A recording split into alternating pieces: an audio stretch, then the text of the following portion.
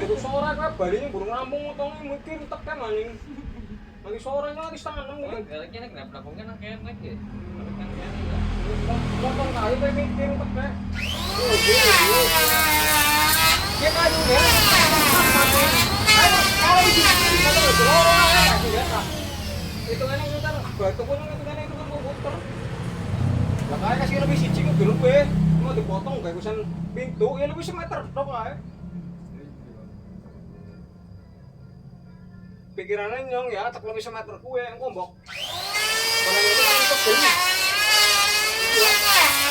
Tapi nanti kan di Google kan bisa ngeliat burung meteran itu maksudnya. Kalau anak kan kalau itu kenapa lah burung Google kan dipotong. Kalau itu hitungannya temen komputer. Boleh gawe keliru sih, apa motongnya lebih kurang lagi.